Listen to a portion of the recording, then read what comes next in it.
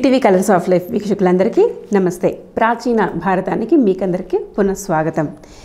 ఈ ప్రాచీన భారతంలో మనము అనేక రకాలైనటువంటి విషయాలను ప్రాచీన భారతానికి సంబంధించి ఎంతో అమూల్యమైన సమగ్ర సమాచారాన్ని మనకి అందిస్తుంది. సో ఇవాళ మనం తెలుసుకోబోయే మరొక అంశం ఏంటంటే, సర్పాలే కట్టుకున్న అంటే వాటికి అవే కట్టుకున్న దేవాలయాలు ఉన్నాయా, అది ఎక్కడ, ఏంటి, ఈ విషయాన్ని గురించి వివరణని డాక్టర్ శ్రీమతి రాజేశ్వరి చంద్రజావాడపల్లి గారిని అడిగి తెలుసుకుందాం. నమస్తే అమ్మ. నమస్కారం. ప్రాచీన భారతంలోకి మేము ఆల్రెడీ వెళ్ళిపోయాం. ఈ వీడియోస్ అన్నీ చూసి జర్నీ స్టార్ట్ అయింది, చాలా బాగుంది. అయితే సర్పాలు వాటికవే ఏర్పాటు చేసుకున్న ఆలయం ఒకటి ఉంది అని మీరు నిన్న మనం ఈ కంటెంట్ సెర్చ్ చేసుకుని డిస్కస్ చేసుకుంటుండగా చెప్పారు కదా, దాని గురించి ఒకసారి వివరిస్తారా? తప్పకుండా. ఎందుకంటే మన భారతదేశమే మర్మాల పుట్ట, మర్మదేశం భారతదేశం. ఇలాంటి మర్మాల పుట్ట అయినటువంటి ఈ భారతదేశంలో సర్పాలు కట్టుకున్నటువంటి గుడి, తర్వాత ఎవరి కోసం కట్టుకున్నాయి, ఎందుకోసం కట్టుకున్నాయి, ఆ గుడి ఎక్కడుంది, ఇటువంటి విశేషాలతో కూడినటువంటిది. అసలు దేవతా సర్పాలు ఉన్నాయా, మామూలు వాటికి తేడా ఏంటి, ఈ విషయాలు అన్నీ కవర్ అవుతాయో లేదా కొన్నే కవర్ అవుతాయో, కానీ మన వీడియోస్లో సాధ్యమైనంత వరకు ట్రై చేస్తాను. ప్రాచీన భారతంలోకి మీ అందరికీ స్వాగతం, నమస్కారం. మన సనాతన హైందవ సంస్కృతి సంప్రదాయ సౌరభాలని దిగ్దిగంతాలకు వ్యాపింప చేయవలసిన తరుణం వచ్చింది కనుక అందరూ ఒకే గొంతుతో స్పందించవలసిందిగా మేము మీ అందరికీ పిలుపునందిస్తూ, జై శ్రీరామ్. ఈ సర్పాలే కట్టుకున్న గుడి అనేది మన భారతంలోనే ఉంది, భారతదేశంలోనే ఉంది, ఇండియాలోనే ఉంది. అది కూడా చందా అడవుల్లో ఉంది. చందా అడవుల్లో ఉంది, మహారాష్ట్ర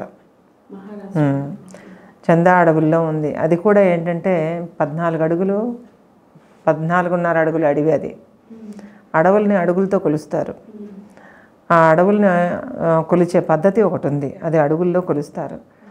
ఒక దగ్గర నిలబడిన తర్వాత ఎన్ని అడుగుల వరకు దారి కనిపించుతుందో, అంటే ముందుకు వెళ్ళడానికి వీలవుతుందో, అదే ఆ అడవి తాలూకా నిడివి, అంటే డెప్త్ అనమాట. డెన్స్ ఫారెస్ట్ ఎంతవరకు అంటే కొన్ని 12 అడుగుల అడవులు ఉంటాయి, కొన్ని 10 అడుగుల అడవులు ఉంటాయి, ఇట్లా రకరకాలు ఉంటాయి. అంటే 10 అడుగుల తర్వాత ఇంక వెళ్ళాం, అటు 12 అడుగుల తర్వాత ఇంక వెళ్ళాం, చస్తే వెళ్ళలేం. అలా అంటే కికారణ్యాలు. అలాంటి చందా అడవులలో లోపలికి వెళ్ళిపోయిన తర్వాత ఒక గుడి ఉంటుందండి. అది గుడి అంటే రాళ్ళు ఒకదాని మీద ఒకటి పేర్చినట్టుగా ఉంటుంది, రాళ్ళు ఒకదాని మీద ఒకటి పేర్చినట్టు ఉంటుంది. తర్వాత ఆ రాళ్ళు పేర్చడం కూడా చాలా పెద్ద పెద్ద రాళ్ళు అవి. ఆ రాళ్ళు ఎవరు ఎత్తి ఒకదాని మీద ఒకటి పెట్టారో ఎవరికి తెలియదు. అలాగా ఒక 4 రాళ్ళు ఇటు 4 రాళ్ళు అటు, మీద ఒక పెద్ద పలక అలాగ ఉంటుంది. ఆ లోపల చూస్తే ఒక రాయి ఉంటుందన్నమాట, పొడవు రాయి, దాని మీద నాగసర్పాల బొమ్మలు ఉంటాయి. అందులో సర్పం కూడా పెద్దగా ఏమి ఉండదు, ఒక సర్పాలు ఏవో పెట్టినట్టు ఉంటాయి. ఆ పులులు సింహాలు భీభత్సంగా తిరిగే అంత భయానకమైన ఫారెస్ట్లో, థిక్ ఫారెస్ట్లో అసలు ఆ రాళ్ళు ఎవరు పేర్చారు, అంత లోపలికి రాళ్ళు ఎవరు పట్టుకెళ్ళారు? ఇన్ని ప్రకృతి ఉత్పాతాల్లో మహారాష్ట్ర కూడా భూకంపాలు వచ్చాయి చాలాసార్లు. అప్పుడు కూడా చెక్కు చెదరకుండా రాళ్ళు ఒకదాని మీద పడిపోకుండా ఎలా ఉన్నాయి? అసలు ఇన్ని సంవత్సరాలు ఎన్నేళ్ల కిందటిదో తెలియదు. అది వాటి మీద ఏ శాసనాలు కూడా రాయబడి లేవు. అలా ఎక్కడ ఉన్నాయనే అనేక రకాలైనటువంటి మర్మాలన్నీ కూడా దాక్కున్న గుడి అది. అది కూడా ఏంటంటే 5 అడుగులు విస్తీర్ణంలో, అంటే వైశాల్యంలో ఉంటుంది ఆ గుడి. లోపలికి వెళ్ళిన మనిషి 5 అడుగులు కాళ్ళు చాపు పడుకోగలడు అనమాట. 5 అడుగుల మనిషి మాత్రమే పడతాడు అందులో, అంతే. అంత చిన్న గుడి. ఇలా వంగి చూసి ఊరుకోవడమే. కానీ ఆ పాములు అనేవి ఆ గుడి చుట్టూ ఉంటాయి. అడుగు పెట్టడానికి వీల్లేనంత ఎక్కువగా పాములు ఉంటాయి. అంటే కనిపించవు, ఇదేమైనా సినిమాలో లాగా ఓ తెగ తిరిగేస్తున్నట్టు ఏం కనిపించవు. కానీ మామూలుగా అక్కడికి వెళ్ళి మనకు చాలా ధైర్యం ఉండాలి అక్కడికి వెళ్ళాలంటే. దానికి ఏంటంటే మొత్తం అంతా విపరీతమైన ఉంటాయి, ఏమంటారు, దారి ఉండదు సమంగా. నరుక్కుని వెళ్ళాలంటే మనం పాముని నరికామో చెట్టుని నరికామో తెలియదు. చెట్టుల్లో ఉండొచ్చు, మేబీ ఉండకపోవచ్చు, కానీ పాములు మాత్రం ఉంటాయి, చాలా ఎక్కువ ఉంటాయి. పాములు పరివేష్టించి ఉంటాయి ఆ గుడిలో. గుడి లోపల అయితే ఎక్కువే ఉంటాయి, చుట్టూ మాత్రం ఏమిటో ఉంటాయి పాములు. ఎక్కడెక్కడ ఉంటాయో తెలియదు, మరి ఎలా ఉంటాయో కూడా తెలియదు. కొన్ని ఏంటంటే కాలసర్పాలు, నల్లటి పాములు, తర్వాత ఇది అది అని ఏమీ లేదు, అన్ని రకాల పాములు ఉంటాయి. అయితే అక్కడ ఆ చుట్టుపక్కల గ్రామస్తులను కొంతమందిని ఆ గుడి గురించి అడిగినప్పుడు వాళ్ళు చెప్పిన విషయం ఏమిటంటే, ఆ గుడిని 2000 సంవత్సరాల క్రిందట, అది ఎప్పుడు 2-3 వేల సంవత్సరాల క్రిందట అనంతుడు అనేటటువంటి నాగరాజు కట్టాడని. నాగులు అనంతశయనం అంటాం కదా మనం విష్ణుమూర్తిని, అనంతుడు అనే నాగరాజు మీద పడుకుని ఉంటాడు, పాన్పులాగా ఏర్పాటైతే పడుకుని ఉంటాడు అని ఆ అనంతుడు కట్టాడని, దానికి ఏదో పూర్వగాథ ఉండేదని చెప్తారు వాళ్ళు. అనంతుడు కట్టాడు, ఎందుకు కట్టాడు అని అంటే, సర్పయాగం చేసినప్పుడు జనమేజయుడు సర్పయాగం చేసినప్పుడు సర్పాలకు నాశనం కలుగుతుందని చెప్పి ముందుగా తెలుసుకున్నటువంటి సర్పలోక వాసులు ఆ సర్పాలు కొన్నైనా సరే అందులోకి వెళ్లకుండా ఉండడం కోసం ఆ గుడిని ఏర్పరచుకున్నాయని. ఎందుకంటే మహాభారతం జరిగే 5000 సంవత్సరాలు పైన అయిపోయింది. ఆ తర్వాత అందులో మిగిలినటువంటి సర్పాలు అప్పుడు సర్పయాగాన్ని ఆపడము జరిగింది. ఆ తర్వాత మిగిలిన వాటి తాలూకా జీవజాలం మళ్ళీ వృద్ధి చెందడము మొదలైంది. ఆ మిగిలినవి అందులో ఆ గుడిలో తలదాచుకున్నాయని అక్కడ స్థానికులు చెప్తారు. అంటే ఇది సుమారుగా 5-6 వేల సంవత్సరాల కిందటి గుడి. అది వీళ్ళు తెలుసుకున్నదే 3000 ఏళ్ళ నుంచి వీళ్ళు చూస్తున్నారు ఆ ఫారెస్ట్లో. అది ఎవరు అటువైపు వెళ్ళరు, నాగుల గుడి అంటారు, నాగమందిరం. ఎవ్వరూ అటు వెళ్ళరు, అసలు అటు ఎవరు వెళ్ళరు. అందులోకి ఎవరు వెళ్తారు? ఏ చిత్ర విచిత్రమైన పాము కాటికి గురై చచ్చిపోతామేమో అన్న భయంతో వెళ్తారు. ఎవరు వెళ్తారు? ఎవరు వెళ్ళరు. అక్కడేం నిత్య పూజలు ఉండవు, ఏమీ ఉండవు. ఒక చిట్టడవి ఉంటుంది. వర్షం పడిన తర్వాత పావు గంటకు కానీ అది కిందకి రాదు. అంటే అంత దట్టంగా ఉంటుంది. అంత దట్టమైన అడవిలో పట్టపగలే చుక్కలు చూపించినట్టుగా ఉంటుంది. అక్కడ ఎవరు ఉంటారు? ఎవరు ఉండరు. అయితే ఆ పాములే తమ కోసం కట్టుకున్నటువంటి ఆ గుడిని ఈశ్వరుడు ఆశీర్వాదం చేశాడని, అక్కడ నుంచి మహాశివరాత్రి కోసం అది నాగలోక ప్రవేశ ద్వారం అని అనేక రకాల కథలు అక్కడ అందుబాటులో ఉన్నాయి.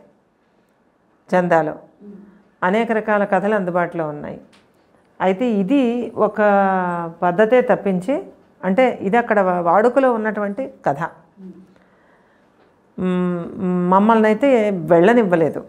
అసలు చందా వరకు వెళ్ళలేము, అడవుల వరకు వెళ్ళలేము, అడవుల వరకు వెళ్ళలేము. అక్కడ వాళ్ళు ఉన్న తెగలు ఆపేస్తారు. రోడ్ పాయింట్ దగ్గర నుంచి సుమారుగా ఒక 4-5 కిలోమీటర్లు లోపలికి వెళ్ళగలం. అంటే అక్కడి నుంచి మట్టి రోడ్డు నుంచి అడవి స్టార్ట్ అవుతుంది. అడవి స్టార్ట్ అయిన తర్వాత 1 కిలోమీటర్ లోపలికి కొంతవరకు వెళ్ళగలం. ఇంకా తర్వాత వెళ్ళాం. ఇంకా చాలా దట్టమైన ఫారెస్ట్. అక్కడ చుట్టుపక్కల ఉన్న గూడెలు ఉంటాయి కదా అడవి పాదంలో, వాళ్ళు చెప్పిన మాట ఏమిటంటే ఇవన్నమాట. ప్రతి శివరాత్రికి అందులోంచి అనంతుడు, శంఖచూడు ఇలాంటి రాజులు వస్తారని, అంటే నాగరాజులు వస్తారని, అప్పుడు మాత్రం చాలా విశేషాలు జరుగుతాయని ఇవన్నీ చెప్పారనమాట. వాటిని విని సంతోషపడి రావాల్సిందే తప్ప ఆ లోపలికి మీరు వెళ్ళలేరు, వెళ్తే ప్రాణాలతో రారు, అక్కడ గాలి అంతా విషపూరితంగా ఉంటుందని చెప్పారేమో. అది నిజమే అనిపించింది నాకైతే. ఎందుకంటే అన్ని రకాల పాములు ఉన్నప్పుడు అక్కడ గాలి పొల్యూట్ అవడంలో ఆశ్చర్యం ఏమీ లేదు. అయితే అక్కడ దేవతా సర్పాలు ఉంటాయా, మామూలు సర్పాలు ఉంటాయా అని అడగడం జరిగింది. మనం అడిగితే వాళ్ళు ఏం చెప్పారంటే, దేవతలే అక్కడ సర్పాలు అయి ఉంటాయి, నాగలోక సర్పాలే ఎక్కువగా ఉంటాయి, నాగరాణులు ఉంటాయి, అంటే దేవుళ్ళు ఉంటారు వెళ్ళామని చెప్పారు. అంటే పల్లెటూరు వాళ్ళు కాబట్టి అలా చెప్పి ఉండవచ్చు అప్పటి సంగతి, అది విషయం. అయితే ఇటువంటి విచిత్రమైన మర్మస్థానాలు చాలా ఉన్నాయండి. అందులో ఎట్లాగ తెలుస్తుంది అని అంటే, మరి నేను కంటితో చూడలేదు ఆ టెంపుల్ కాబట్టి నేను చెప్పలేను.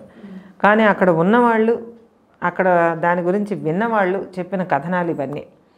అందువల్ల అప్పుడు ఇప్పటికీ కూడా ఏమంటూ ఉంటారు అని అంటే, కొంతమంది అప్పుడప్పుడు ఈ పురాతన త్రవ్వకాల కోసం వచ్చేవాళ్ళు, తర్వాత ఆర్కియాలజీకి సంబంధించిన వాళ్ళు, తర్వాత అనేక రకాలైన నిధులు అక్కడ ఉన్నాయేమో అన్న దురాశతో వెళ్ళిన వాళ్ళు, అడవిలోకి వెళ్ళడమే తప్ప తిరిగి రాలేదంట. ఆ విషపుగాలికి చచ్చిపోయిన దేహాలు, నల్లగా అయిపోయిన దేహాలు, మరి కొన్ని మృతదేహాలు అప్పుడప్పుడు దొరకడం కద్దేనట. అంటే జనరల్గా జరుగుతూ ఉంటుందట. అంతకు మించి వాళ్ళు ఏం చెప్పలేకపోయారు. అంతకు మించి మాకు ఏమీ సంబంధం ఏం దొరకలేదు. అంటే అక్కడ సమాచారం మరేం లేదు. అందుకని అంతవరకు లోపలికి వెళ్తే మరి వాళ్ళ వీడియో చేయడానికి నేను ఉండను కాబట్టి ఆ రోజు వెళ్ళలేదేమో. అంతే కదండి. మరి ఎన్నో రకాల మర్మ ప్రదేశాలు ఉన్నాయి మన ఇండియాలో, ఎన్నో ఉన్నాయండి. అందులో చాలా చాలా విశేషాలు ఈ స్లాట్లో మీకు చెప్తాను నేను. అలాగే నల్లమల ఇప్పటికి నేను సుమారుగా ఒక 7-8 సార్లు వెళ్ళాను నల్లమలలో నివాసం ఉన్నాను ఒక నెల రోజులు. కనుక చాలా విశేషాలు నా దగ్గర స్టాక్ ఉన్నాయి, మనం మాట్లాడుకుందాం. చాలా చాలా విశేషాలు ఉన్నాయండి. అయితే ఈ పాములు తమ కోసం తాము కట్టుకున్న, తమ వంశం అంతరించిపోకుండా కట్టుకున్నటువంటి ఈ గుడి గురించి మీకు ఎవరికైనా తెలిస్తే మాత్రం తప్పకుండా అంతవరకు వెళ్ళకండి. ఆ దాపుల్లోకి వెళ్ళి విషయాలన్నీ విని వచ్చేయండి. ఇంక అంతకుమించి మనం కూడా ఏం చేయలేం. అక్కడ కొన్ని వేల పాములు ఉంటాయట. కట్ల తొట్టల దగ్గర నుంచి ఉల్లి పరిగడి, బురద పరిగడి, ఇటువంటి రకరకాల కట్ల తొట్టలు, తర్వాత శ్వేతనాగులు, గోధుమ త్రాచులు, కింగ్ కోబ్రాస్, అనేక రకాల బెండి పాముల దగ్గర నుంచి అన్నీ ఉంటాయట అక్కడ. అలాంటి పరిస్థితుల్లో నాగజాతే అక్కడ ఉన్నప్పుడు మనం అటు వెళ్ళడం అంత శ్రేయస్కరం కాదని నా ఫీలింగ్. అందువల్ల ఇన్ని విశేషాలకి మూలమైనటువంటిది నాకు ఎప్పుడు ఒక్కటే ఆశ్చర్యం ఈ గుడి విషయంలో ఎప్పుడు తలుచుకున్నా, పాత విషయం. ఆ రాళ్ళు అంత లోపలికి ఎవరు పట్టుకెళ్ళి పెట్టారు అని. ఇలాంటి ఎన్నో మర్మమైన క్వశ్చన్స్ని మనకి ఒకసారి రైస్ చేసే విశేషాలు మన భారతీయ పురాతన చరిత్రలో చాలా ఉన్నాయండి. అటువంటి భారతీయ నేల మీద ఈ మట్టిలో పుట్టినందుకు, ఈ మట్టిలో కలుస్తున్నందుకు, కలవబోతున్నందుకు నాకు చాలా చాలా గర్వంగా ఉంది. అటువంటి పద్ధతిలో భారతీయులుగా పుట్టినందుకు, మనం ఈ నేలలో బతుకుతున్నందుకు గర్విస్తూ జై హింద్. నిజంగానే ఈ ప్రాచీన భారతంలో ఉన్న మర్మాలను తెలుసుకోవడానికి ఒక జీవితం సరిపోదేమో అనిపిస్తుంది. అంతే. బాగుందమ్మా. ఇదండి ఇవాల్టి మన ప్రాచీన భారతదేశం గురించిన వీడియో. ఇక మరొక అంశంతో మళ్ళీ మీ ముందుకు వచ్చేంత వరకు నమస్తే.